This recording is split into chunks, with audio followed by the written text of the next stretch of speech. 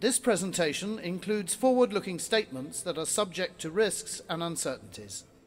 Actual results may differ materially as a result of various risk factors, including those described in the 10Ks, 10Qs, and 8Ks VMware files with the SEC.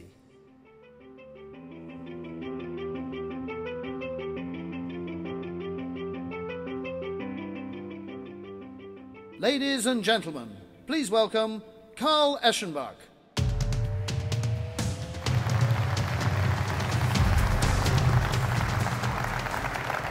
Hola, buenos dias. Welcome to our Day 2 General Session at VMworld 2014. Yesterday I had the opportunity to spend some time in this solution showcase. I had some time at the hands-on lab, and then I even got to hang out in a hang space. And I could tell you could feel the energy, enthusiasm, and the excitement once again here at VMworld 2014. I want to thank all of you who participated in throwing your paper airplanes at Destination Giveback. Thank you. It means a lot to us and the charities that we're supporting. I also want to thank all of our sponsors, our customers, our partners, and our employees for making VMworld 2014 once again another great event. With 9,000 here in Barcelona and 23,000 in San Francisco a month ago, this makes VMworld once again one of, if not the largest IT infrastructure event of the year. And we want to thank all of you for making that dream of ours come true. This morning I'd like to start with a quick recap, a recap of everything we discussed yesterday and some exciting new announcements. And then we're going to have an opportunity to hear from two customers and their personal stories on their own journey to the software-defined data center.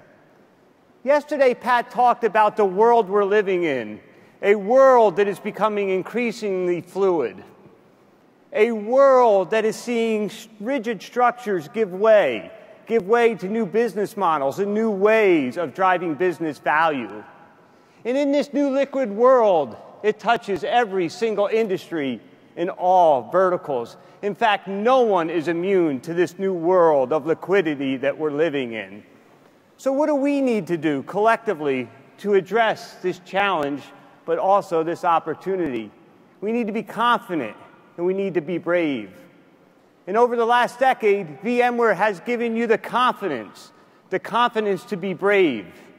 And together, we have broken boundaries and barriers, and we've changed the landscape of IT forever. Now we need to go do this again. And it's with this confidence that takes on this whole new approach of brave new IT. And there are 4 key characteristics to brave new IT, starting with fluid.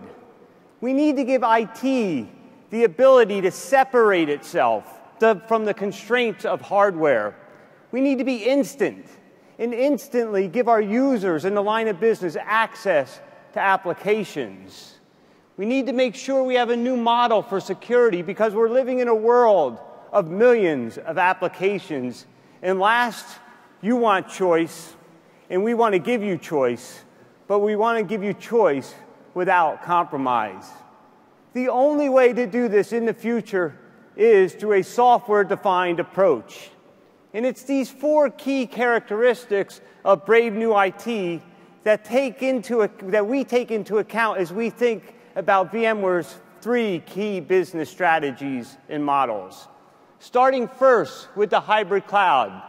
You heard Bill Fathers speak about this yesterday. And from this day forward, we will only live in the world of hybrid cloud because it's no longer about on-premise versus off-premise. It's no longer private cloud versus public cloud. We will live in a world of hybrid cloud computing from this day forward. And the architecture underneath the hybrid cloud will be the software-defined data center. Now, we all know the hybrid cloud and the software-defined data center is only there for one reason, and that's to support applications. But applications are only as good as the users who get access to them.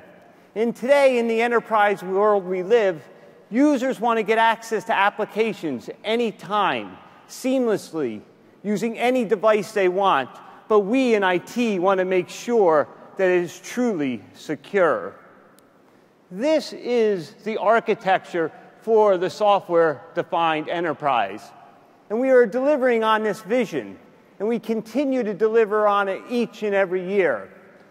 Yesterday, we made a number of key and exciting announcements, starting with EvoRail, VMware's hyper-converged infrastructure solution, allowing all of you the fastest way to get access to the software-defined data center.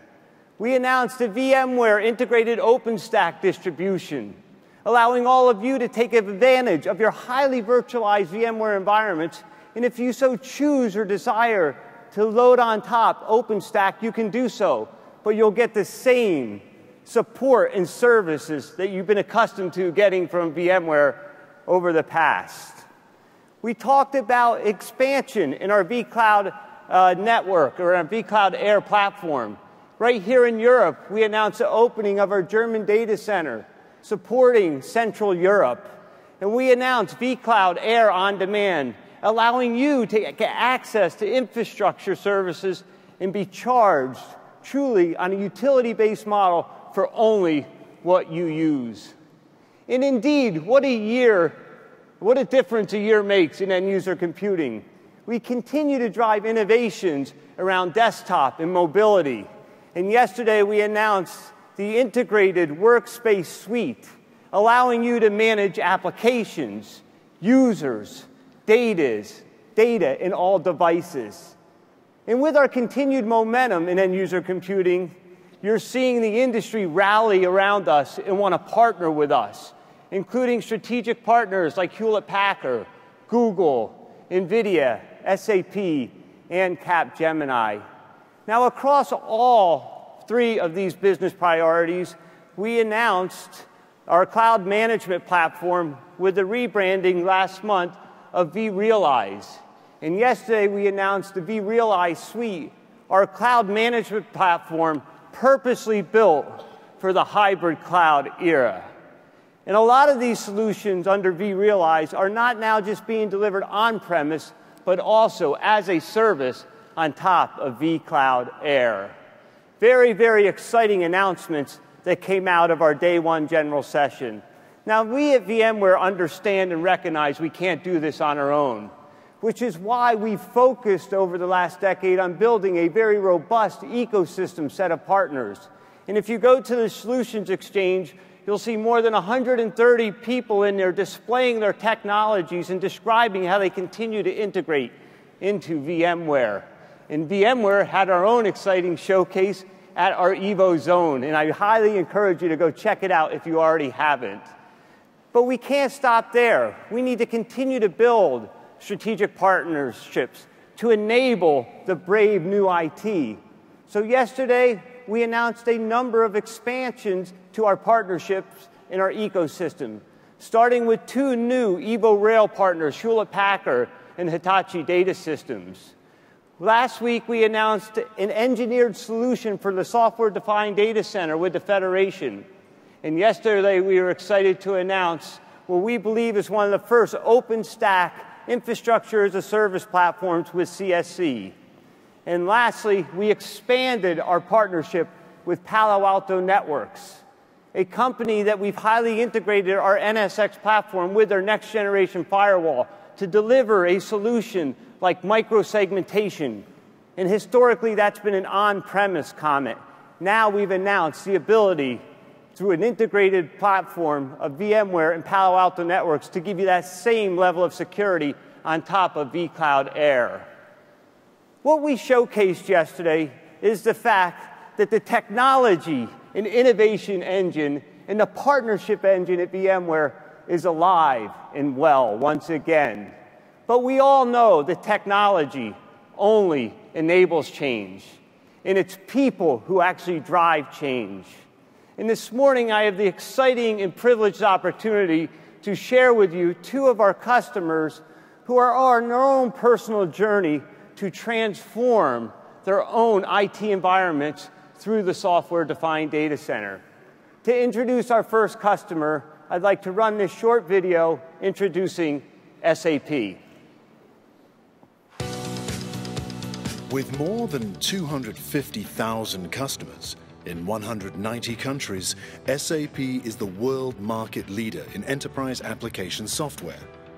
From back office to boardroom, warehouse to storefront, on-premise to cloud, desktop to mobile device, SAP empowers people and organizations to work together more efficiently and to use business insight more effectively. Please welcome to stage Martin Heisig, Senior Vice President for Infrastructure Services, SAP. Good morning, Martin. Welcome. Morning, Carl. Thank you for joining us. We've had a long-standing partnership with SAP, and you're responsible for this massive infrastructure, and you've basically built, I believe, a software-defined data center. Why don't you share with us a little bit more about your role at SAP? Certainly. First of all, as you can imagine, my team runs a huge infrastructure in SAP. So we are not only supporting the internal business, starting from training, development, but also the workplace, from data center, network, but we're also supporting the external business as well. So as you know, we are running the public cloud solutions as well as the private cloud solutions as well. So why don't you tell us a little bit more about your private cloud and actually some of the ROI you've seen over the years? Yeah. So we are running today more than 70,000 virtual machines, and we have a virtualization rate of 85%, just to let you know, and we also were able to reduce our total cost of ownership by 30%, which is massive. And as you know, our goal number one is to increase efficiencies. We need to be, a cost saving. As an IT organization, that is certainly is one of goal number one. And VMware helped us a lot to achieve that goal. Another important goal for us is to increase agility and speed of innovation. That's important for us as well, especially while we're embarking for new businesses. 70,000 VMs, 85% virtualized. We have 15% to go. Yes, still room for improvement, that's true. So can you share with us some of the use cases and how people are leveraging your private cloud? Absolutely.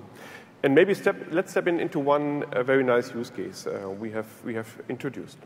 Our training and demo business is a 2.1 billion euro business, which is huge for us.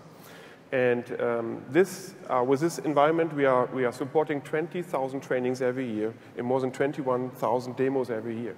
So it's really big. In the past, it was training more or less, it starts on Monday and then on Friday, and then we have to refresh the systems over the weekend. It was the old world, so to say. In the new world, we can do this on demand. It's a kind of self-service. People can pick and choose, and they can do training and demos whenever they would love to have that. So that's it helped us tremendously to bring down our cost, to increase service levels, and also to satisfy our customers, our internal customers with this. Another nice example is development. We have more than 30,000 virtual machines only in development. It's a very heterogeneous environment. I call it the zoo. Yeah, it's because we have different platforms, different operating systems, and so on. And I can tell you, if we embark for new products, new solutions, it took us a long time. At least minimum was 72 hours, but sometimes even longer. And now we can deploy new landscapes in 30 minutes, which really changed the complete way how we operate. Wow. So you at times you told me, tearing up and tearing down 30,000 virtual machines sometimes on a monthly basis to support these different use cases. Absolutely. So it's a very highly dynamic and fluid environment that you're really supporting there. Very dynamic. That's great. So obviously, being a large enterprise software company, you're now starting to offer software as a service solutions into the market. So how are you leveraging the software-defined data center to offer some of these software as a service solutions to your customers? Yeah. As you know, SAP is already a big player in the cloud in the cloud environment. So we are embarking for new cloud solutions, and there's a huge demand, not only in respect to capabilities from a product point of view, but also from an infrastructure point of view. This being said, we are building out new data centers, new regions, and new platforms. If you look at the different acquisitions we have made, they are all built on different technology stacks, like Ariba, SuccessFactors, or Hybrid. They're all running on different stacks, and we want to consolidate and bring them on one platform. And there we work with VMware quite heavily to make that happen and to optimize, and take the lessons we have learned from the internal business and bring them to the external business as well. That's a major goal for us, to harmonizing the infrastructure platforms, but also to improve operations and service level agreements. Now, one of your flagship products is your HANA in-memory database platform. And from what I understand, right, obviously this is a memory-intensive application, but you're thinking about offering it as a service in a public cloud environment as well. Why don't you share with us a little bit about that? Yeah, absolutely. And we use HANA, the HANA in different aspects. So first of all, HANA, you can get HANA as a kind of development platform. We call it HANA Cloud Platform. And you can also leverage HANA in a kind of private cloud, kind of managed service. And as you can imagine, there is a huge variety in how customers want to digest this service. Start with very small machines up to very big machines. Mm-hmm. So we can, not only provide physical machines, but we do a lot of with virtual machines with HANA, which helps us to operate these solutions much more efficient, as well as to help us to manage TCO and to drive the utilization of these servers up. So this being said, we have recently certified the 1 terabyte version of VMware for HANA, which is fantastic for me as an infrastructure guy, to be quite frank. And this will definitely help us in better managing our infrastructure. That's great. We're very excited to be partnering with you and to be certified to support HANA, your in-memory database platform. So let's talk a little bit about the hybrid cloud and your philosophy and your plans on leveraging hybrid cloud technologies. Yeah, absolutely. So hybrid cloud is a very interesting topic for us. As you can imagine, our goal from SAP is not to become the biggest infrastructure as a service player. So our goal is to provide applications and software solutions. This is our main goal, right? So this being said, we're looking ways to integrate infrastructure as a service into our cloud environment, into our management platform. This being said, we also look into vCloud Air, for example, which is also a very nice, attractive solution for us. And this being said, I think the hybrid cloud is definitely, which is very interesting and attractive to us. That's great. So one last question, Martin. I have to ask, what are your plans around NSX? Yeah, that's a good question. And I have to say that if you look at server virtualization and storage virtualization, these solutions are very mature already, right?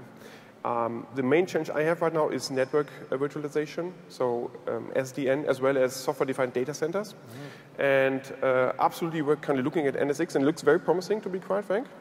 And this is definitely the next topic we will work on. Very good. Absolutely. So any final thoughts for 9,000 of your closest friends here, Martin? Yeah, so looking at... we tapped into this virtualization a couple of years ago. We achieved tremendous benefits out of this, and it's really helped us a lot. I can really recommend, go this path. I think that's the future. Looking at network virtualization, that's definitely the next step. Software-defined data center, software-defined networking. My recommendation is start small, manage your risks, and then start and grow from there. That's how we do this as well. Very good. Well, thank you for joining me up here today, Martin, and let's give him a warm round of applause. Thank you. Thank you so much.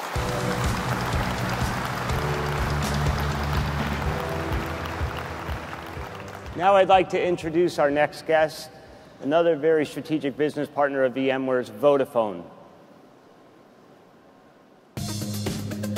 Vodafone is one of the world's leading telecommunications providers, operating in nearly 30 countries and with partner networks in over 50 more. In an industry where applications, fixed, mobile and IT infrastructure come together, Vodafone is uniquely positioned to deliver solutions to ensure businesses are ready for almost anything. Please welcome to VMworld, Tom Stockwell, Head of Hosting Product Management, Vodafone Cloud and Hosting Services. Morning, Tom. Welcome. Morning, Carl. So we just had SAP up here. You got to meet Martin in the back. Now we're excited to have you up here because we were talking to Martin about a private cloud deployment of the software-defined data center, and we're now partnering with you to deploy a software-defined data center through one of your new hybrid cloud offerings that Vodafone is taking to market. So why don't you tell us a little bit about what you're building and why? Great. Thanks, Carl. So what we're creating is a true software-defined data center capability that combines both private and public clouds to deliver our customers a hybrid cloud solution. We're offering it to enterprise customers, and it's connected to Vodafone's global network, which really allows us to then deliver our customers the security and the performance that they need over one of the largest global IP networks.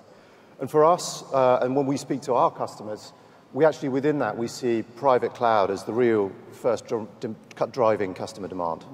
Now, you had a lot of different options out there to look at for deploying, if you will, a private cloud in a software-defined data center. Why VMware for this private cloud offering? Yeah, good question. So three kind of really critical reasons. The first is you guys have built up a great big user community. A lot of them here today, and for us, we see that in our customer base. So we've got a lot of existing VMware customers. We've also been providing hosting and IT services for about 20 years, and we've been doing data center virtualization projects for getting on for 10 years. So we've got the skills already in our business. I think you guys have also made some really smart acquisitions over the last few years.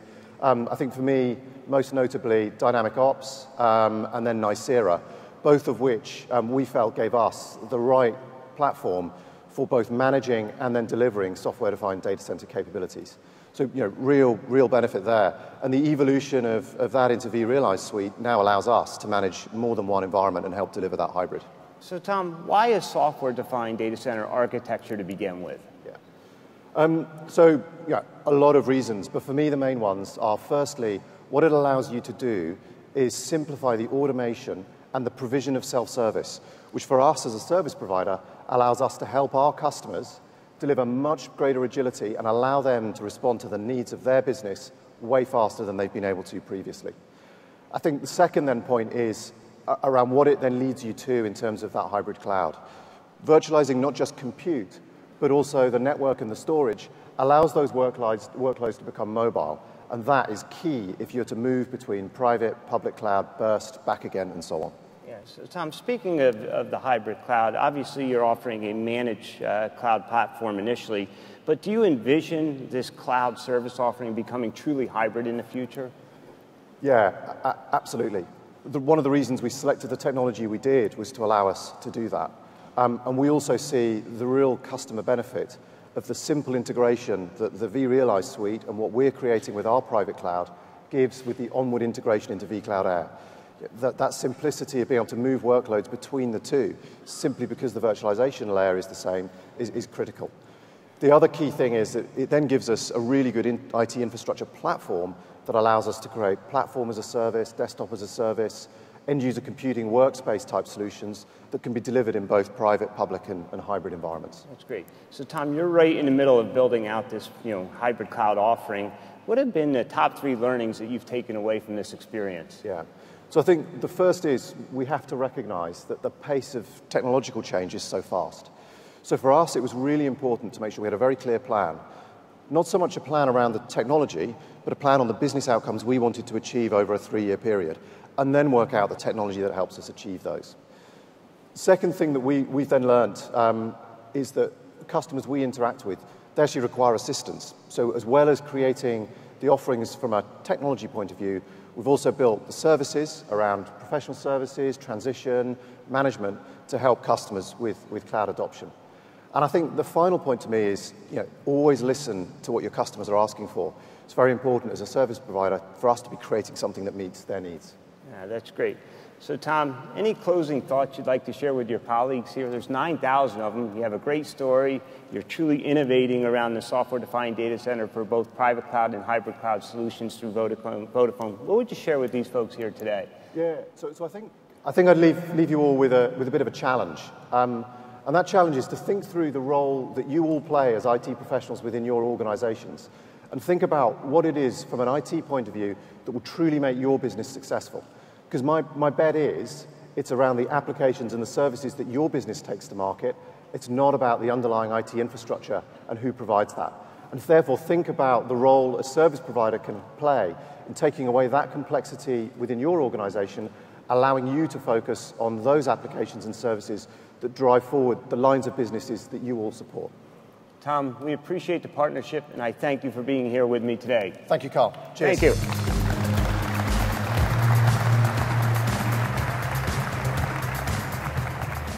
So in summary, what we heard both yesterday and today from our 2 customers, that the future truly is software-defined, all the way from the data center to the device, and that the new IT is hybrid. And the only architecture for the hybrid cloud is a software-defined data center architecture. And lastly, and most importantly, you in VMware have done it before. Now we have the opportunity to go once again and enable brave new IT. And when we think about the theme of the conference this year being no limits, together we have no limits. In fact, we only have endless possibilities. And speaking of which, let me introduce to you a man who truly sees no endless possibilities. In fact, he first introduced the concept, the notion, the architecture of the software-defined data center 4 years ago in Copenhagen at VMworld. And he has since helped lead our industry in VMware in this vision of the software-defined data center. It gives me great pleasure to bring to stage my peer and great friend, Raghu Raghuram.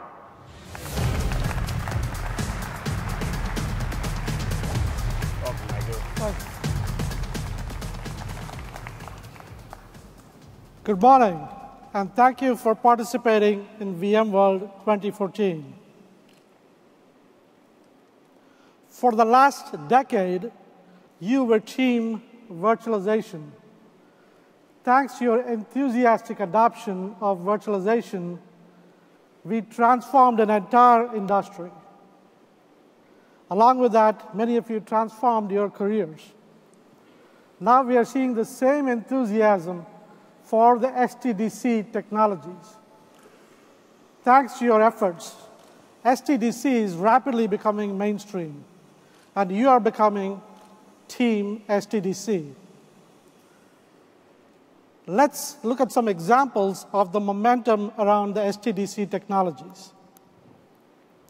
Starting with the compute, the foundation for the SDDC, vSphere.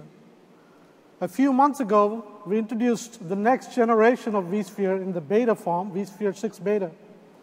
And we have had over tens of thousands of downloads and amazing participation and feedback from all of you. On storage, we introduced earlier this year our virtual SAN product. And along with the vSphere beta, we introduced virtual volumes, both of which together transform how you do storage in the data center. In its first full quarter of sales, virtual SAN has acquired we have acquired over 300 customers, and that number has accelerated since then. We are already at work on the next beta of virtual SAN. Networking and NSX. Last year, we introduced networking, a revolution in networking in the form of NSX. Since then, the largest telcos, the largest banks, the largest enterprises have started deploying NSX to transform not only their network, but also their security infrastructure in the data center. And last but not the least, management. Yesterday you saw our vRealize suite announcements. We are the #1 cloud management player in the world because of the comprehensiveness of our management suite. And that management suite got even more powerful with the release of vRealize Automation, Operations, our code stream product for DevOps, and our hybrid offerings as well. The reason for this momentum and the excitement around SDDC is very simple. It is the only architecture that delivers the power of and. To create the SDDC architecture, we have married the principles of web-scale architecture with the requirements of enterprise infrastructure. As a result, you get a foundation for IT that can support both your existing applications and new applications. It supports the DevOps model of IT as well as the traditional model of IT. It enables for elasticity and self-service while preserving governance and compliance and security. And it is a single architecture that works both on-premise and off-premise. It's the foundation of your hybrid strategy. Let's look at some of these recent announcements in this slide and walk through how the technology enables the power of and, starting with the hardware layer. Ever since VMware began, hardware choice has been a fundamental calling card of our approach. Today, if you want to build your own SDDC, you can literally choose hardware from hundreds of our partners, be a systems integrator, and assemble them into a coherent solution. Recently, our hardware partners introduced the concept of converged infrastructure, bringing server, storage, and network together, optimizing it for an SDDC environment. At VMworld San Francisco, we announced hyper-converged infrastructure. So if you think about it, with virtual SAN, with vSphere, and with NSX, it's now possible to dramatically simplify your data center architecture. All you need is a collection of industry-standard servers. You pour our software on it, and you have a modern data center infrastructure tied together with the vRealize management suite. This dramatic simplification bears a lot of benefits in how you acquire your data center infrastructure, how you operate your data center infrastructure, and most important of all, how you serve your application users. We call this evolution VMware Evo. And to talk about VMware Evo in more detail, let me invite up Ben Fathi, Chief Technology Officer for VMware.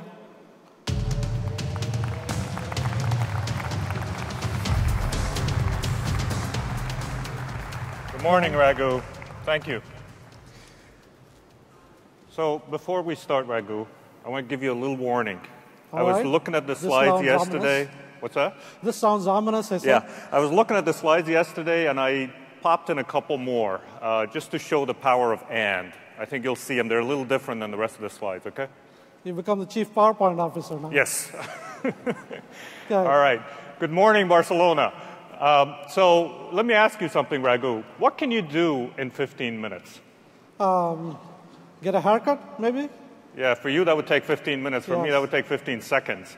But there's something else you can do in 15 minutes. In 15 minutes, you can actually set up Evo Rail from the time you plug it in, power it on, until the time you're ready to deploy VMs. It's really powerful, and it's really simple. And I'm going to show you how that works in a minute.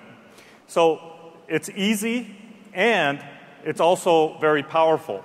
It can support up to 100 VMs or up to 250 desktops. It can also support as many as 15,000 Exchange mailboxes, which is really powerful for most small, medium businesses and small enterprises. Another thing that it does is it enables non-disruptive upgrades. What that means is you can upgrade each of the nodes in the system without impacting applications and the users that are trying to use the system. Let's talk about the design for a minute.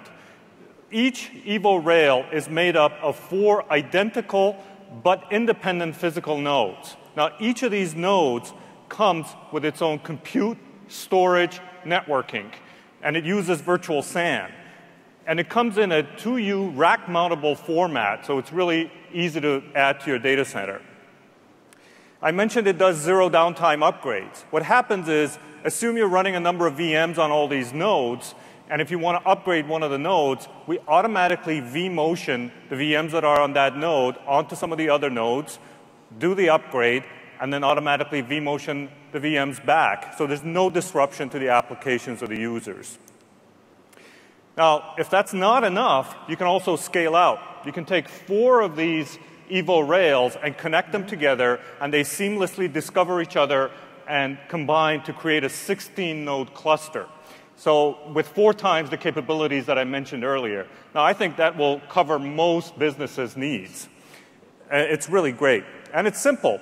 So how does the user interface look? we have a very simplified web-based user interface. When you power on the machine, you can just literally click go and accept all the defaults and go through the installation. Or you can customize it.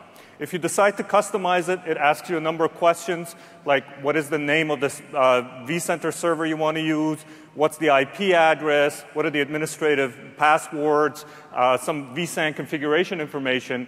Once you've entered that data, which literally takes a couple of minutes, it validates your input to make sure that nothing goes wrong during the installation process. And if everything is OK, it says go ahead. It allows you to go ahead and build the appliance. And the rest of the process is completely automated. So it initializes the hardware. It builds the virtual machine that's needed for running vCenter and the management applications. It configures all of the software in the environment and virtual SAN, and it initializes and finalizes the environment. Now, once that happens, you're allowed to log in, and you're presented with, again, a very simplified web-based user interface. And literally all you have to do is pick small, medium, or large VMs. And within 15 minutes, you're ready to deploy your VMs. Now, if I'm used to vCenter, can I still continue to use it? Absolutely. You can use vCenter. You can use Log Insight, which comes pre-configured in this configuration. You can use any of our management tools. This is just a simplified UI to streamline the process of administering the system. But you can continue to use any of our tools. Now, we also have a large number of great partners that are working with us to deliver the value of EvoRail.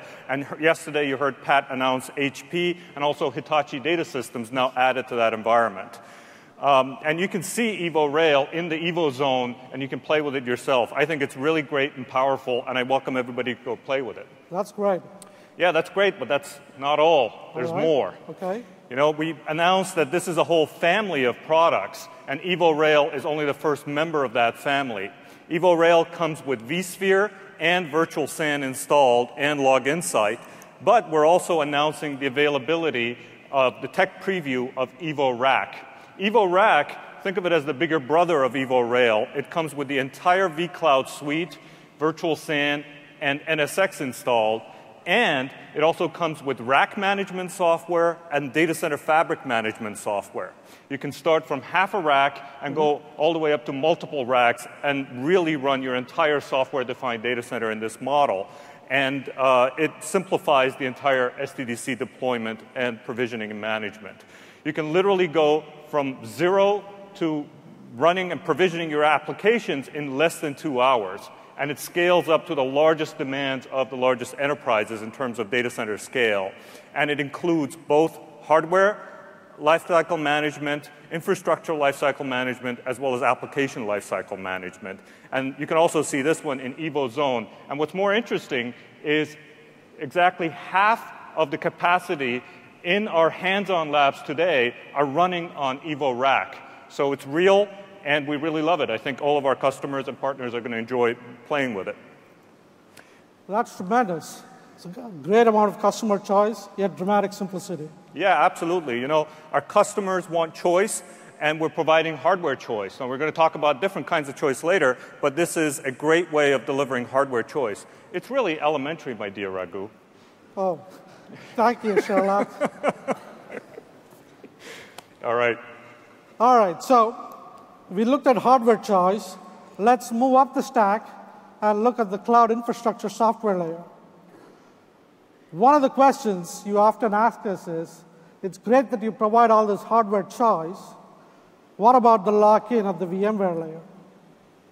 We have addressed that concern with VMware integrated OpenStack. This is OpenStack implemented as an integral part of the VMware infrastructure. This is in beta now. So over 15 months ago, we began our OpenStack journey. And in the 15 months since, we have contributed to literally every aspect of the OpenStack code base. We are, in fact, one of the leading contributors to that effort now.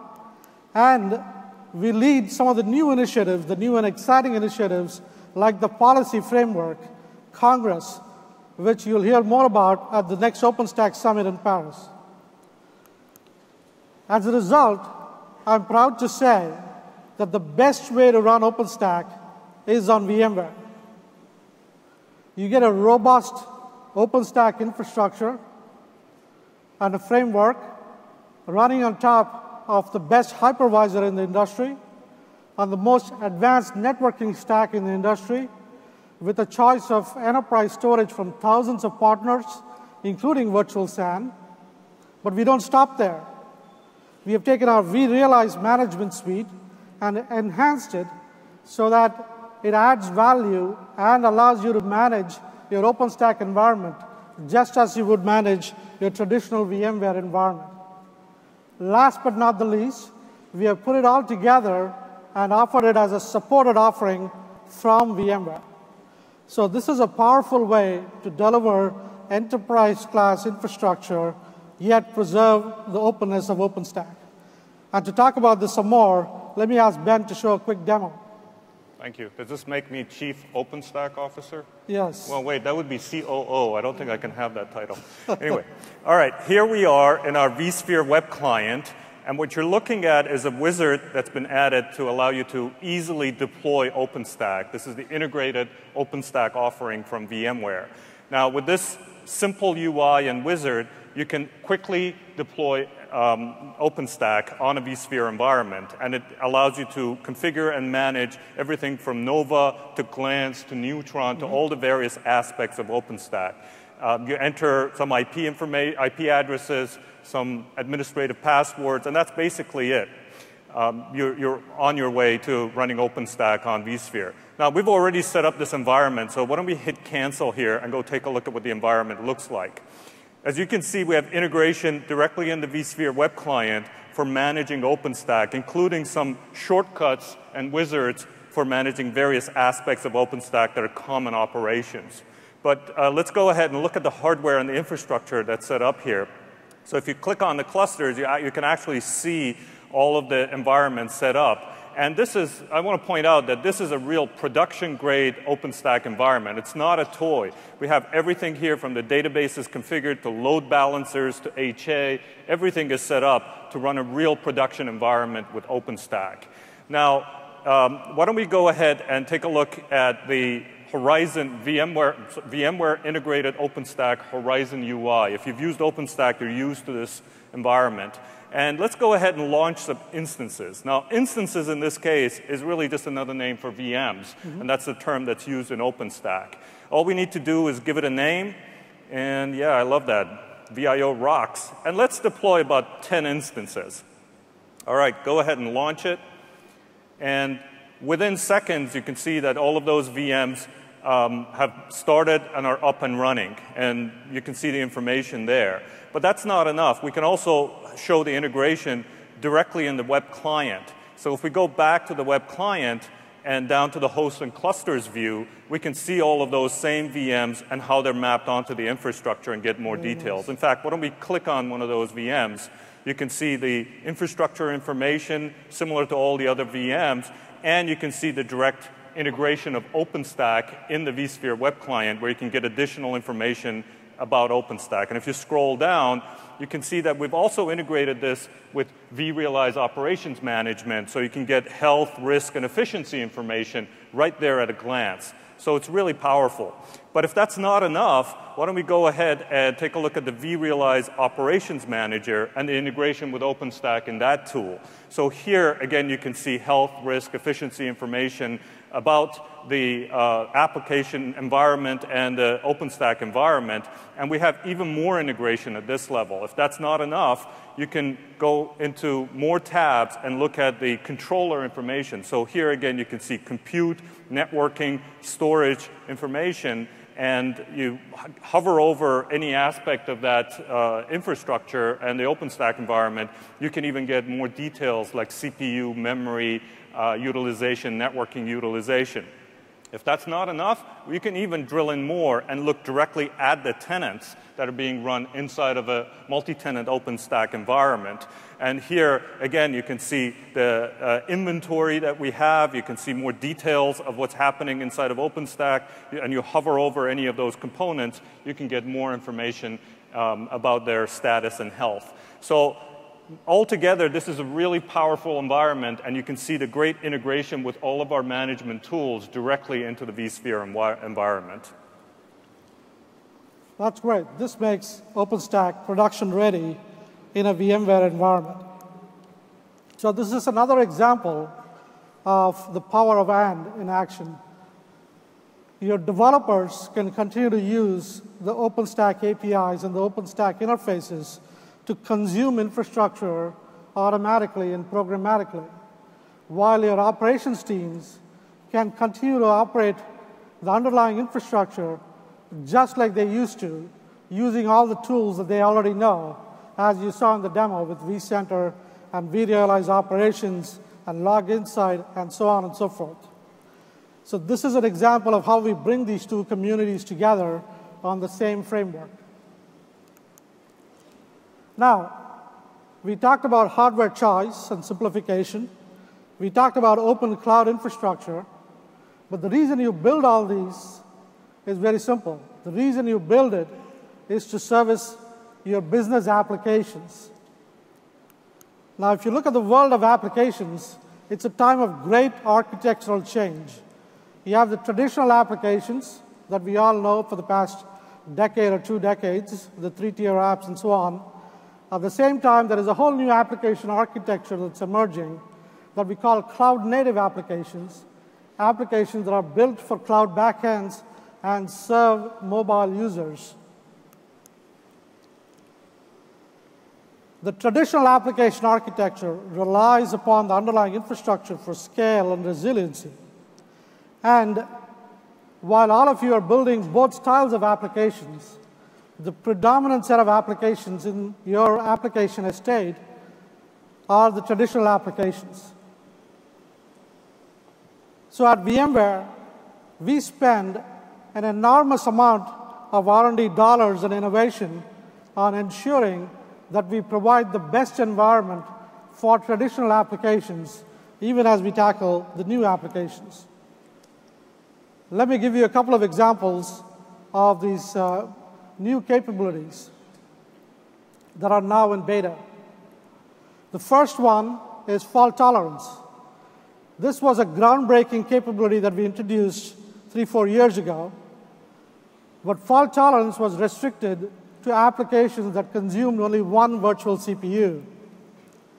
Now, in the upcoming vSphere, we have enhanced that capability. So you can have fault tolerance for applications that consume up to 4 virtual CPUs. And by the way, that's more than 90% of the applications in your data center. Awesome. I've been waiting for this for years. Good things come to those who wait, Mr. Dan. Excellent. Right.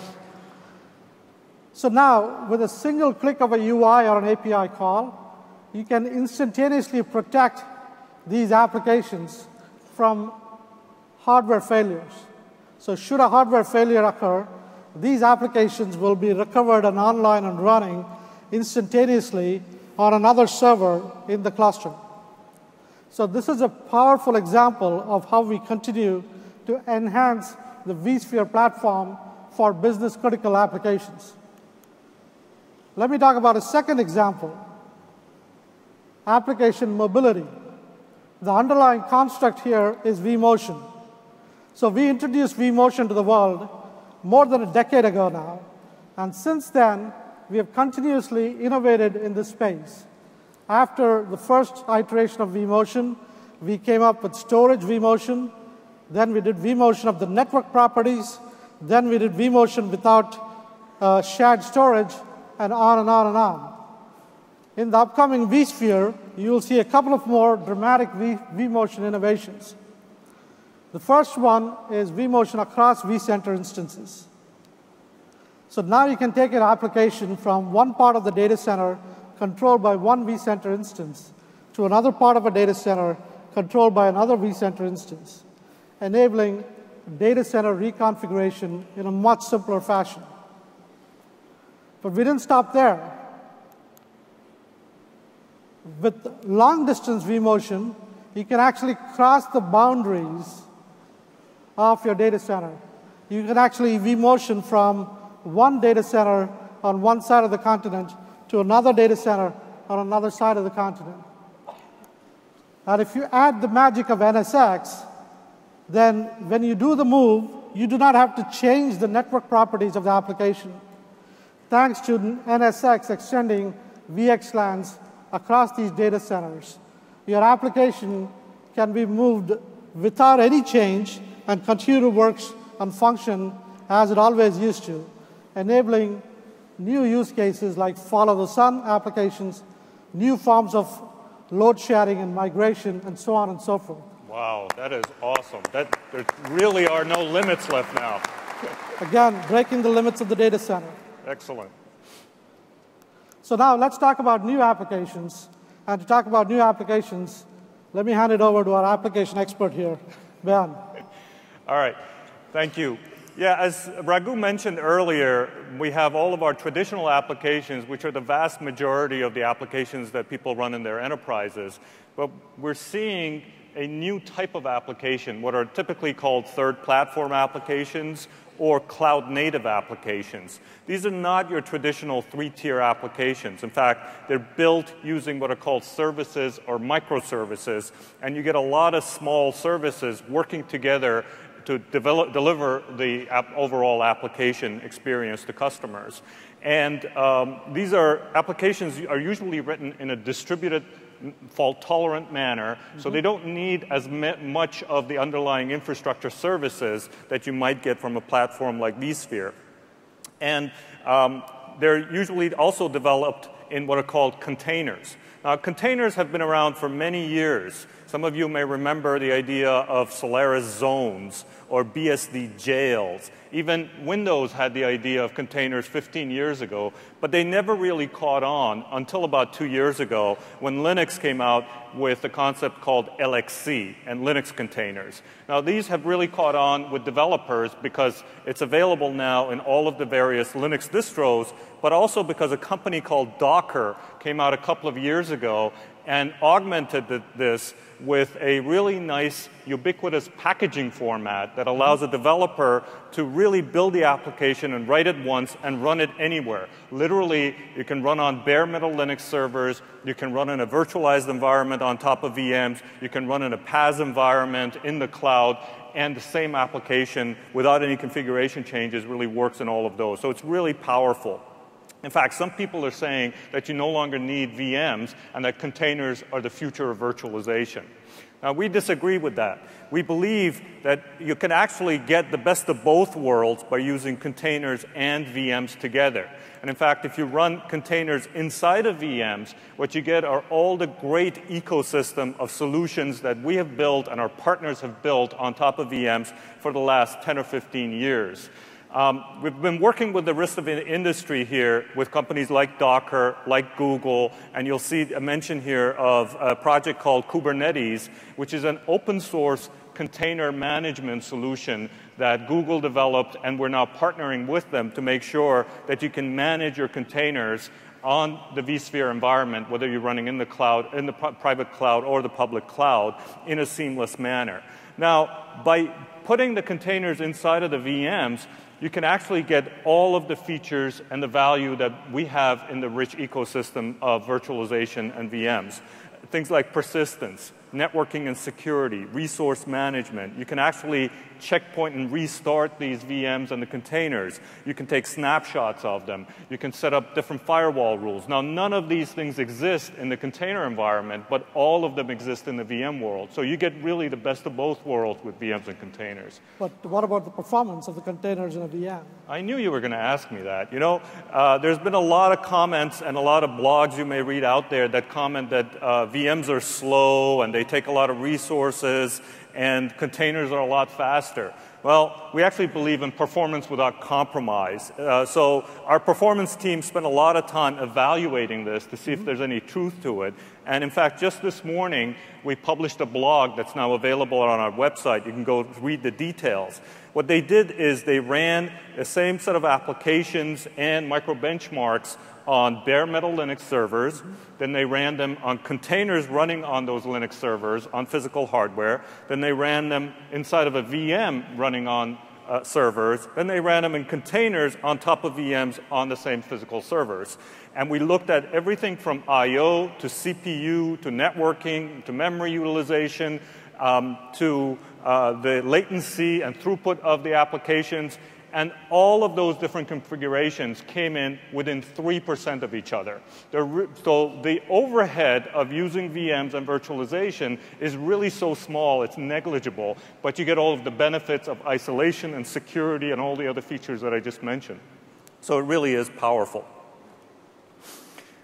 So earlier, we also talked about OpenStack and the availability of OpenStack on the vSphere environment, and the fact that you can now use the same set of applications that you use and manage them and monitor them using either VMware APIs or OpenStack APIs.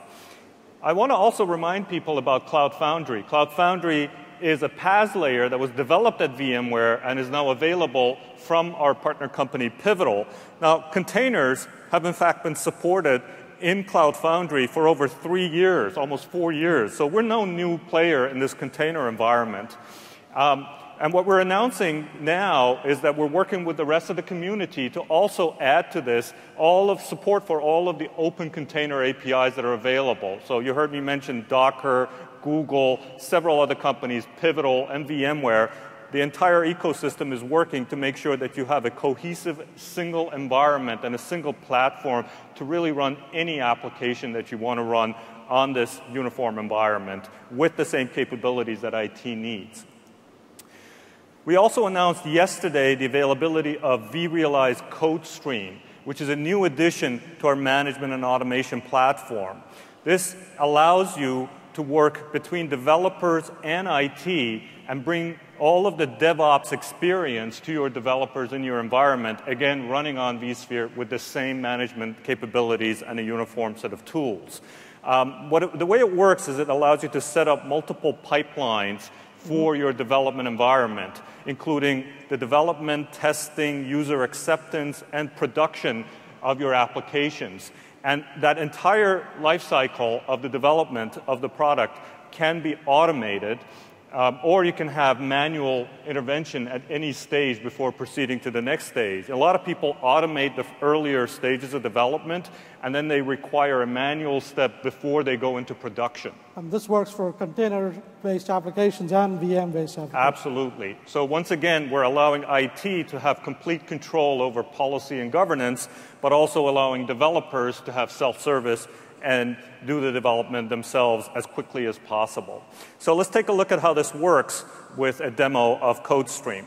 So here we are in the vRealize automation console, and I really like this view because it shows you all of those different environments working together, whether it's containers or Hadoop or Pivotal Cloud Foundry, OpenStack, or standard vSphere. All of those are available. But I want to drill into what's called the release tab here, the release automation tab, and this is really the CodeStream product that we just announced. What we've done here is set up multiple pipelines. We have a pipeline for a daily build, one for release to production, and one for emergency patching. Each of these are separate pipelines that we run to automate our development environment. And if you click on the pipeline executions, you can see a history of all of the pipelines as they've been running. And at a glance, I can see here that there was a problem with one of those runs. So let's click on it and take a look. Now, this is exactly the pipeline that I described in the slide earlier. You can see functional testing, system integration testing, staging, and final production of the product. And each of those steps has a set of rules before you can proceed to the next one. And we see here that one of our tests, the JMeter test, failed. So let's click on that, and you can immediately see the error that caused the test to fail. What language is that? That's in developerese. Okay, no, I have no problem reading it. You have a problem with that? Absolutely. Normal people don't understand. Makes perfect sense to me. So why don't we go ahead and close that? And I can see already that if you close this and go back to the pipelines, you can see that our developer already looked at the error message and fixed it. So we've had more recent successful runs of the same pipeline. So go ahead and click on one of those more recent ones. Again, you see everything is green here, so everything is working really well in our pipeline, and the product has gone into production with the latest version. Now, another thing that's really cool here is that this tool is also integrated with vRealize Automation. If you click on that vRealize Automation icon, you can see that the task completed, more details, and if you scroll down, you can see that we use the blueprint for a Vulkan 2.0 production application. And I'll come back later with one of the other demos and show you how that blueprint works and how all of these tools are tied together. Thanks. That's a pretty powerful demo because it does the demo showed you two things. One, a common platform, regardless of whether you're running traditional applications, next generation applications, containers, Hadoop, et cetera, but even more interestingly, a common way of automating the tool chain and the development lifecycle for how developers build applications today. Continuous integration, continuous build, continuous deployment, et cetera. So it's not only a single platform for traditional and cloud-native applications, but a single development framework and tool chain and automation mechanism for all types of applications. So this is an example of where IT has crossed the final frontier, the developers. Yes. You know, our customers want a single platform for developers and ops, and we've brought it together. It's only logical, Raghu. You know, we must boldly go where no one has gone before. This is your creativity? Yes. I worked a lot on this last night. Shows. Like it? All right, enough of the Star Trek business. Let's move on. So we talked about choice, we talked about cloud infrastructure, we talked about applications. Let's talk about management, which brings it all together. Now, throughout the course of the last few demos, we've been showing you our various management offerings in action.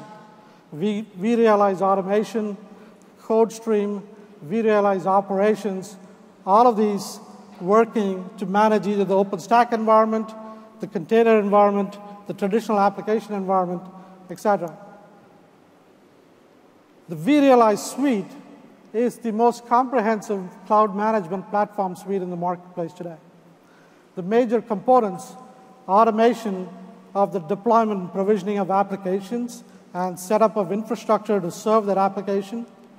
Operations, what happens after you deploy, how do you manage the fault, health, performance, etc., and how do you take corrective action. And business, how do you treat IT as a P&L, know how much you're spending on each application in terms of resources, and what the uptime is and what the risk is, etc. All of this coming together as a coherent platform. This works regardless of whether you're managing an environment that's fully physical or virtual, or your applications running on somebody else's cloud infrastructure. Until recently, the vRealize suite was available only as on-premise software. Starting VMworld San Francisco and yesterday, we announced two new initiatives, one around automation as a service and the other around compliance as a service. And these all apply, as we showed you, to both traditional applications and cloud-native applications. Wow, that's really powerful. It covers everything. Exactly. That's why this is the most advanced cloud management platform in the marketplace today. The two exciting developments in delivering management as a service, vRealize Air Automation, all those things that Ben showed you, using how you automate application deployment and provisioning, can be done now across clouds in a hybrid fashion, whether your application is on vCloud Air, or on AWS, or on-premise. And then once you've deployed it, you can ensure the compliance of the best practices around the configurations using vRealize Air Compliance. And these are just two of the first SaaS offerings from vRealize. While the vRealize suite is very comprehensive, the most distinguishing aspect of vRealize is policy-based management. Now, policy is a very overused term in the industry. So let me ask Ben to explain what policy really does and means. Sure. Policy, as you say, is an overused term, but really it's simple. It's a way of codifying business rules and compliance requirements into software so that we can have a system management software manage and monitor and remediate issues around that policy. Oh, I thought policy was how you tied an application to a proprietary network. No, some people may think that, but it's a lot broader than that. Policy can apply to storage, to networking, to CPU, to locations where applications can run. All of those things can be applied through policy. So let's take a look at a demo of how we implement this. Here we are back in the vRealize automation console. And I mentioned in the last demo that we have this Vulkan 2.0 production application blueprint. So let's take a look at that blueprint and see what it looks like.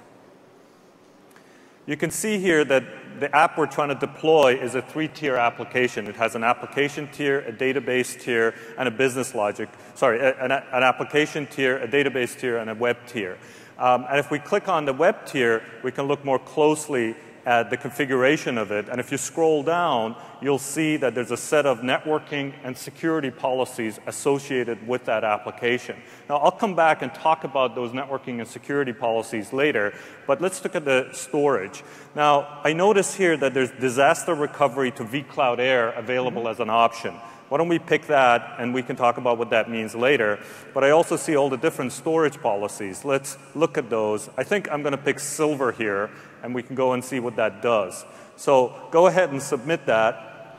And this is our blueprint for the application that was done in vRealize Automation. Now let's go over to our vSphere web client and see how that policy, how that blueprint is actually implemented in the infrastructure.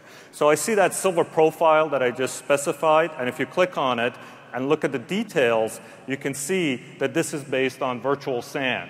So the capabilities of virtual SAN are listed here for the administrator, and you can see there's nothing really about the underlying hardware. I don't care whether it's iSCSI or Fiber Channel or NFS. None of those are important in this case. I only care about the reliability and the performance that my storage is going to give me. Now, we've listed here that we want the number of failures to be 2. What that means is virtual SAN is automatically going to create 3 copies of my data on 3 different servers. So it can withstand up to 2 simultaneous infrastructure failures. That may be the server going down, the storage going bad, the network going down, any of those. I don't care about the details. I just want to know that I can withstand 2 of those failures. And there's additional things I can specify here for performance, but let's go ahead and click OK on that. And I noticed that there's also a gold policy specified. So let me take a look at what that is. Now, this is virtual volumes. As we announced, we now have virtual volumes as well as vSAN 2.0 in beta. And this is something we've been working on with the rest of our partners in the industry, and it's being adopted by a lot of our partners. And in fact, we drove this as a standard in the T10 SCSI Standards Committee, and is now a public standard. And I can see that this particular vVol-based array has a lot of capabilities, like dedupe, like flash cache, high availability. So at any point, if I want to use those, I can switch my application from Silver to Gold, and it would take advantage of these. So what happens exactly to the data that was living on the Silver disk? That's the beauty of policy, because when I change the policy on the application, the data automatically gets moved from the vSAN store to the vVol store, and I don't need to worry about the details of how it works. Okay, let's click OK on that. And before we go on, I do want to point out something else here. This is the vSphere web client that's in beta right now. And you may notice that it looks a little different than the current one. So one of the things that we got feedback from our customers on was that they were not happy with the performance and the usability of the vSphere web client. And as usual, we listen to our customers. The team actually spent a lot of time working on performance, so you'll see it's a lot more snappy.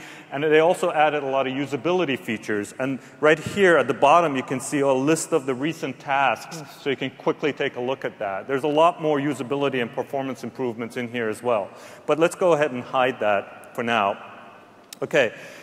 So we've looked at the storage policies, and here we are back in vRealize Automation. But before I explain the networking and security policies, why don't we flip back to slides, and I can talk a little bit about NSX before we go into the demo. So NSX is a really powerful new abstraction, but it's also very simple once you understand how it works. It allows you to virtualize the network in the same way that vSphere virtualizes compute. The picture we have here is of your data center, and you see a number of switches and routers sitting there, and these are surrounded by racks and racks of compute and storage. So this is a typical data center. Now, the observation we made is that all of those servers are running a hypervisor, and those hypervisors expose the concept of a virtual switch. Does it have to be all vSphere switches? No, that's the beauty. NSX also works in other environments like Xen, KVM, OpenStack, and these, as long as you have the concept of a vSwitch exposed, NSX can take advantage of it. In fact, even with Open vSwitch on Linux, you don't even need hypervisors. You can do it on bare metal systems and extend it to physical networks. So what happens is NSX takes advantage of the IP connectivity in the routers and switches. That's really all it needs. You don't need to take advantage of any of the fancy features or the latest routers and switches. As long as you have IP connectivity, NSX will work. So it works with all network hardware? Absolutely. It works with all existing network hardware, where you don't have to upgrade or replace your existing network infrastructure for NSX to work. What it does is it programs all of these vSwitches, and it uses the IP connectivity and the underlying network infrastructure to create what you can think of as a network hypervisor. And it creates a flat L2, L3 layer of network. Now, once you have that, you can actually start putting your VMs in this environment and use it in a very powerful software-defined way to deliver networking services. Everything from logical switching and routing and load balancing to firewalls and security, and allocate those to your VMs and to your applications. And you can also segment your environment through the same software. So you can this is where the term microsegmentation comes in, and I'll talk about that in a minute. But it allows you to really segment your data center and have your applications run only within the logical networks with the rules that you want. So you've got different groups of applications over there. Are you telling me each of them can have their own network topology and services? Absolutely, that's what I'm telling you. And it can also be extended to physical networks. So it's not just about virtual networking.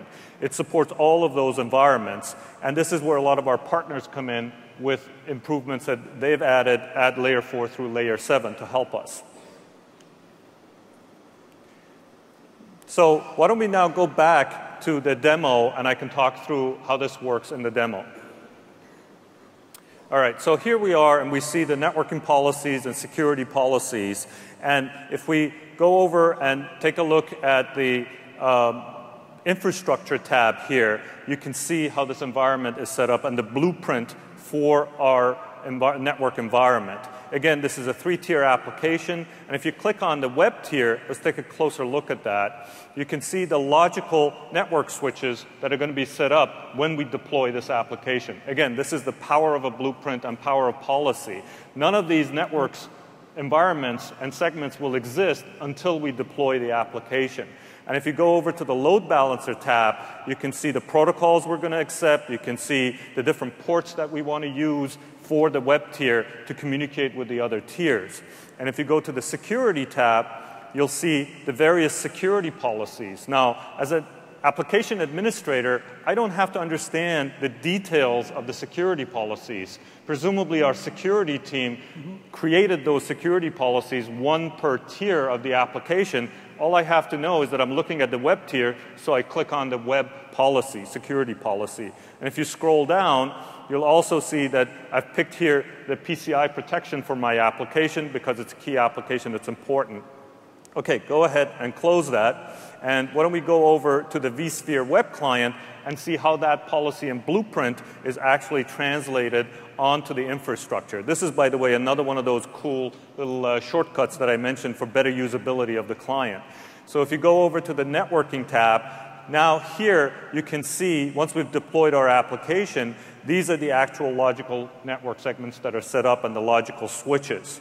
And if you continue and go over to the NSX Service Composer, you can see the security groups that were set up. And if you click on the web the web tier here, you can also see all of the protocols and the ports that I mentioned earlier. So this really shows you the power of NSX. I didn't have to do anything manually. I didn't have to go rewire my network. I didn't have to go change anything in a spreadsheet when I set up the firewall rules. I set them up when I define the application, and as it gets deployed, the network segments get created, the firewall routes are created, and when I retire that application from production, guess what? They automatically go away. So you don't have thousands and thousands of firewall rules that hang around the data center for years. And this can be done programmatically? Absolutely. Programmatically and through policy. So there's no human intervention going on here. It really simplifies the network administration. And as I mentioned, it's just like compute virtualization. You can snapshot your network. Let's say you make a mistake. You can just go back to yesterday's snapshot of the network. Immediately the problem goes away. So really powerful. Now, I also mentioned microsegmentation. So why don't we flip back to the slides and I can explain that concept for a minute. Now, you saw yesterday Pat talk about our data centers having a crunchy exterior and gooey interior. What that means is we spent a lot of money trying to protect our data center by putting lots of firewalls around the perimeter. And that's great. That's the common policy that people use today. But it really, unfortunately, allows for uncontrolled communication inside the data center. That means if a piece of malware or an intruder breaks into your data center, they can quickly break into all of your applications and all of your VMs. That's not really good. Now, what's the alternative? We could have no communication between our VMs, and NSX allows that, but it's not really useful because you want your VMs to talk to each other to build the application. What we like to look at is what we call controlled communication path. So as I showed, the way you set up your environment in the network inside the data center, you can put firewalls on the VMs that are part of a single segment of your network. And that way, if a piece of malware breaks in, we can work with our partners, and we have over 40 partners right now in the networking space that, whether it's antivirus that detects an intruder or IPS, IDS type of intrusion detection systems, they can give us hints, and we can put up the firewalls and block that VM. So even if you have a break-in, it will not break into the rest of your environment and infect your data center. So this is powerful, Ben. You've been using VMs as the example. But once again, I presume this is another way by which you could add value to containers. Absolutely. This will work with containers, with VMs. Really the idea, as you said earlier, as Carl said, as Pat said, is to think about this at the application level. And as you saw, all of our management tools have the concept of an application and how that maps onto VMs. The VMs are just a tool for delivering that application to the customers. That's great. So all of this automation is phenomenal in simplifying setting up the application and the infrastructure. But what about day two operations? Okay, so that's where vRealize Operations Manager comes in. What you saw in vRealize Automation is for day one, as you said, for deploying the application. You also need day two operations. And vRealize Operations allows you to do that very nicely and seamlessly. You can see health, risk, and efficiency of your infrastructure and your applications. So why don't we flip back to the demo, and I can show you how that works. All right. So if we go ahead here and click on the vRealize Operation Manager tab, this is, again, our Vulkan 2.0 production application running. And at a glance, I can see the health of the application, the risk, and the efficiency. And you can also see links down there for all of the various parts of the application, and the components of the application are shown on the left. If you hover over any of those, you can see more details, and you can click into more details of the infrastructure. If that's not enough, go over to the second tab, and you can see more of the details of how the application is put together. On the left here, we have a topology graph of all of the various components of the application, and the health status and the risk status and efficiency status of all of those. And again, if you hover over it, you can get more details. If that's not enough, you can even drill in one step further on the third tab here. And here we have our network environment with the logical topology on the left and the physical topology on the right. Now, our customers ask, they love the way we show them the logical topology, but they said they also want to see the physical topology and how the two interact. So that's why we have the physical topology. And if you hover over any of those, you can also see the health status. So this really shows you the power of our management tools and the fact that you can not only deploy them, but monitor them, remediate them, all the way from the application, all the way down to the infrastructure. It really is powerful. Very comprehensive. So that was a great demo that showed us starting from using policy to safely deploy and correctly deploy applications, set up networks, etc., all the way through to managing those applications, again by policy, once they're deployed. And this is how SDDC achieves this combination of allowing elasticity and self-service and instant deployment by developers or by end users, while enabling IT to do what they need to do, which is keep these applications safe, secure, and compliant. So we have taken a rapid tour in the last 30, 45 minutes of all aspects of SDDC, starting from how the SDDC dramatically simplifies your data center infrastructure, how you're able to bring together your DevOps and IT through the OpenStack model, a single platform for managing all applications, deploying all applications, providing a great set of runtime services for all applications. At the start of this talk, I said, you are now Team SDDC. I hope this gives you a full view of how you can go from standard virtualization to a full software-defined data center operating in a highly automated and efficient fashion. Thank you for your time. Thank you very much, Raghu.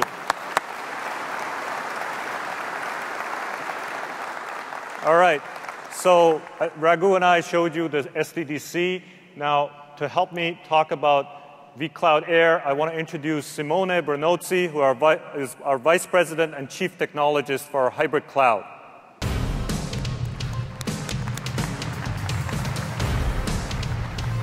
Hey, Simone, how are you doing? How are you doing, Ben? Great to see you. Hola, Barcelona!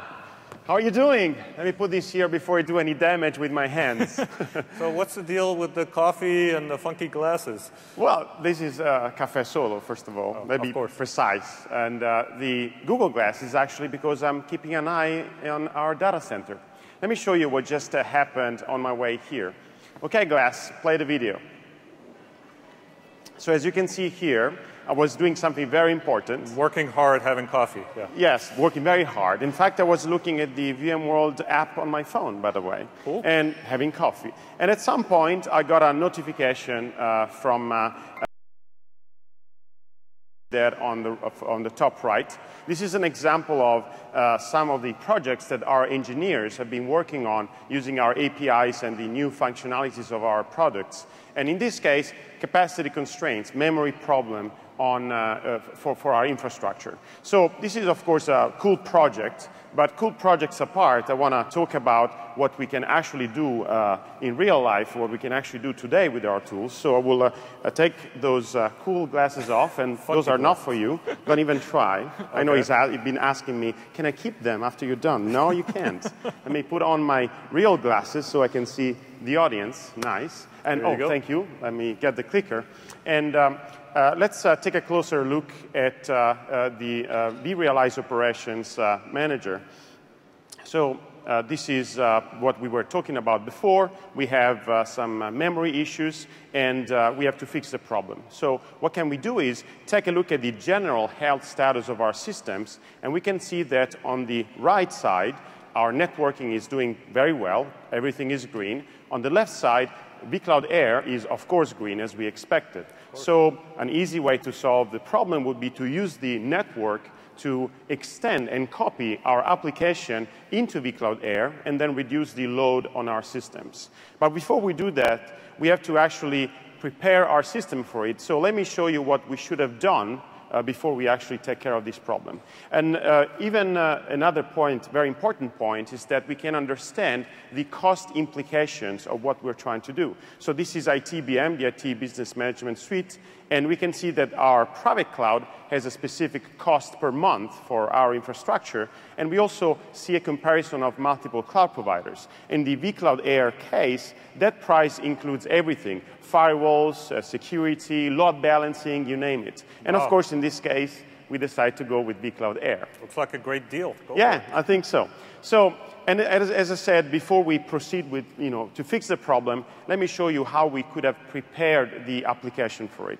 So we have to also use the vCloud connector, the new functionalities of vCloud connector that allows us to extend a full layer 2 network, which has very important implications that I'm going to show in a minute. In this case, we take an application, an example, Microsoft Lync, which is a platform for unified communications between coworkers, and we want to prepare this for the fix that we're going to do later. So we right-click on the application, and then we use the vCloud Air actions and extend network. This is a very easy operation. vCloud Air is going to be the cloud of choice. The region will be Las Vegas, even if it could easily be the UK or very soon Germany. And then the uplink network is the network that will connect this new extended network to the internet. And in this case, we select one of the uplinks available. We click on Next. Everything is fine. Another click. We finish, and as the French will say, voila, everything is ready now. This application has been extended. The network has been extended. Now we can finally take care of the issue that we were experiencing earlier. So we go to the application, we right-click on it, and then we go on vCloud Air Actions and copy. In this case, we want to copy the in-house application into vCloud Air. The target cloud will be vCloud Air, of course. We can give it a name. We click on Next. The virtual data center, or VDC, will be one of the ones available. In this case, the marketing VDC will be fine. We click on Next.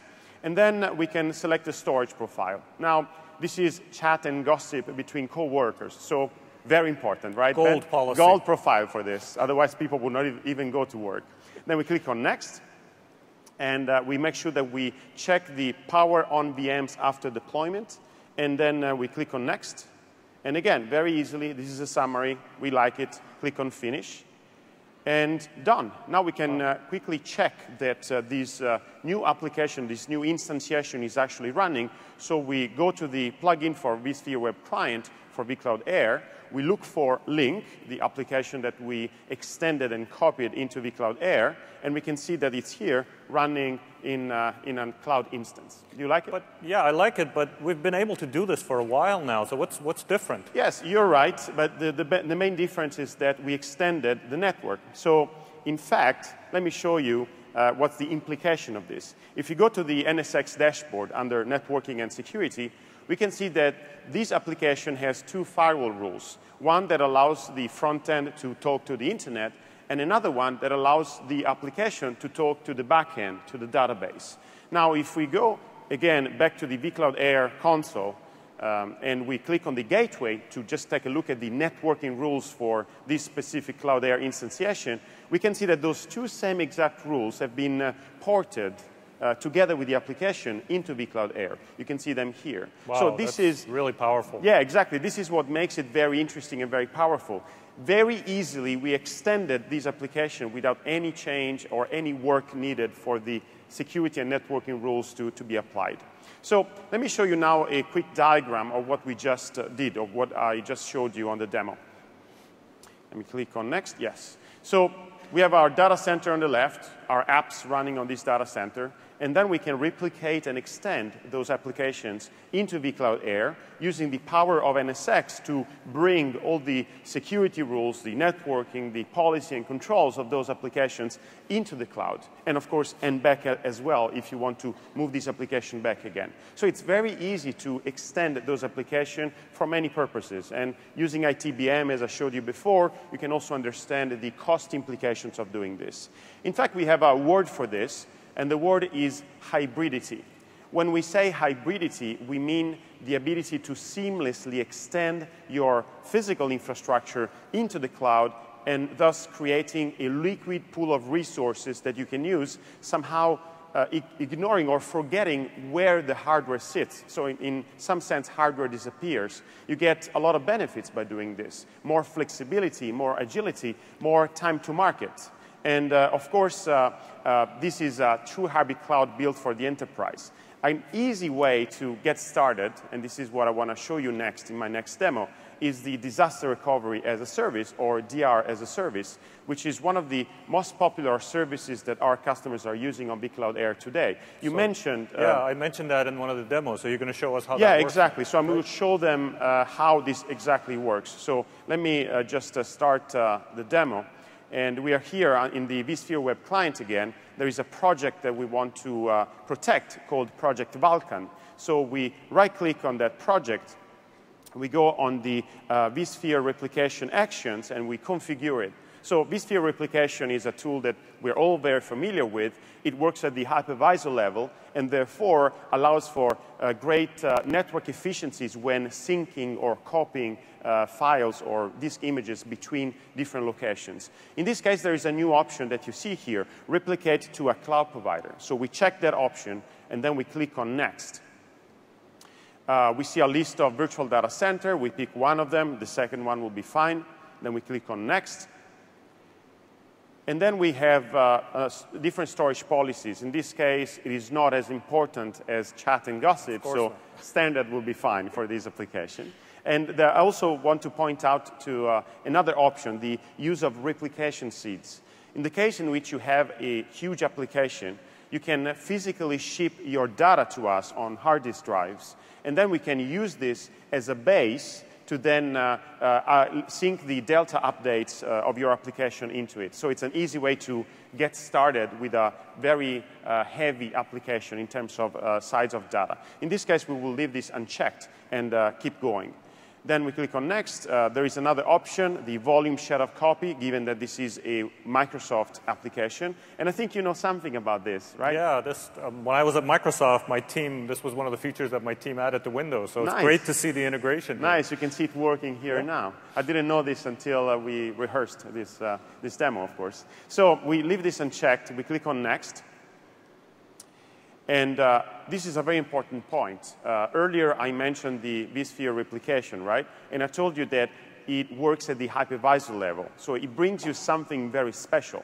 And thanks to that, we can give you an RPO, or recovery point objective, which is one of the most important metrics of any DR, down to 15 minutes if you want. This is great. It means that your application is very safe, and you can go back in time just 15 minutes to get to the latest backup that has been done for this application. But in this case, let's leave it to 1 hour. It will be more than enough. And then after we set it to 1 hour, we can click on Next. We should be able to see the summary of what we just did.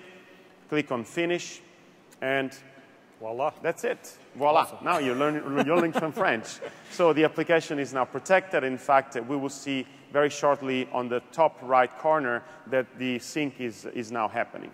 So two more things. You can, of course, pre-network the DR environment, which means that when the DR environment comes up, it will be already networked and connected, so it will be operating from the very start. And of course, you can initiate a failover either from the vSphere web client, or if that one doesn't work because your infrastructure is down, then you can use the vCloud Air portal. So very, very simple. Let me show you now another diagram that somehow sums up everything together. vCloud Air is the true hybrid cloud.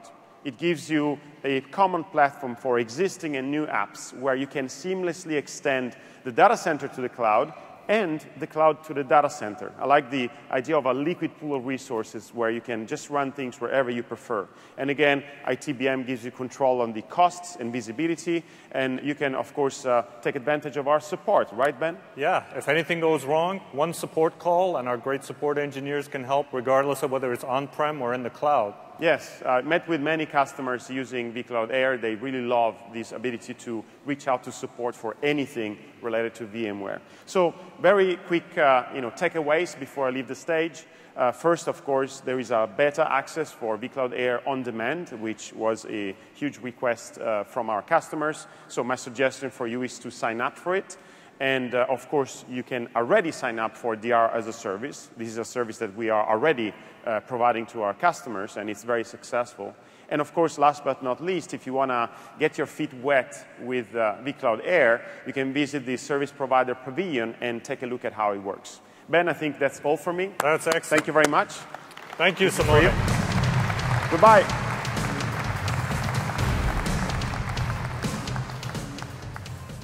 All right. Hopefully, you saw from Simone's demos that we have brought the power of SDDC, regardless of where you're running it, on-prem or off-prem. It truly creates a seamless environment for all of your applications to run. Now, as we wrap up here, I want to take us back to where we started.